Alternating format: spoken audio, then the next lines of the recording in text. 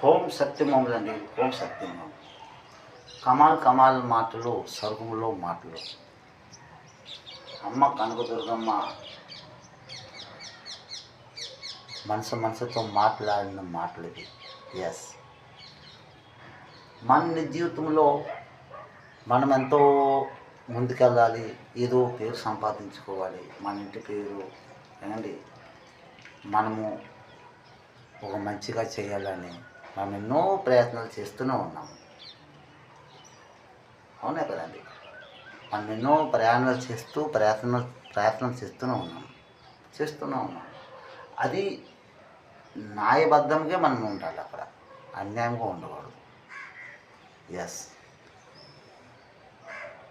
అన్యాయంగా మనం వెళ్తే, అన్యాయం అంటే ఏంటి, మనం ఒక రాజకీయ నాయకుడిగా మనం ఒక సీటు మీద కూర్చోవాలంటే మనకి మధ్యన ఓ 10 మంది అడ్డుపడ్డారు అంటే వాళ్ళు మనకి ఈ రాజకీయంగా సీటు మీద కూర్చోకుండా వీళ్ళకి ఆ ఓట్లు పడకుండా కిందకు దబాయించాలని ప్లాన్లు చేస్తుంటారు.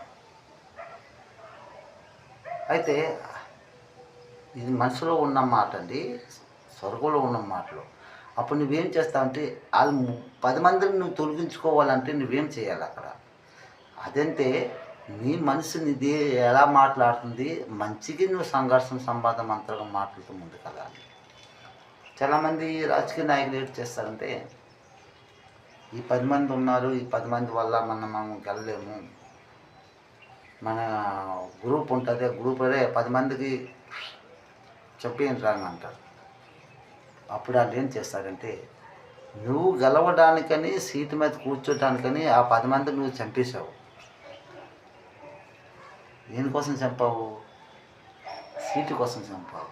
ఆ సీట్లో నీకేం దొరుకుతుంది? అంకితం అమ్మే దొరుకుతుంది. అక్కడ అన్యాయంగా నువ్వు తీసుకున్నావు. ఆ 10 మంది ఎక్కడికి వెళ్తారు? ఆ ప్రేతాత్మలు అది నీ అంటే ఉంటారు. అలా చనిపోతారు అనుకుంటున్నావా?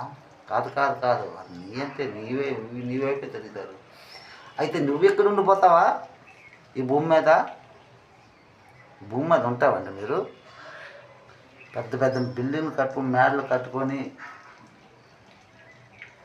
మంత్రి తర్వాత రాజునైపోయి ఉంటావా? ఉండవు. నువ్వు కూడా వెళ్ళవలసిందే అక్కడికి, ఆ ఉత్తర ద్వారాకి. అలా 10 మంది మధ్యలోకి వెళ్ళాలి నువ్వు. ఎస్, సుఖంగా ఆ అన్నపూర్ణమ్మ అన్నం తినండి, సుఖంగా తినండి, న్యాయంగా తినండి, స్వర్గలోకము దారండి.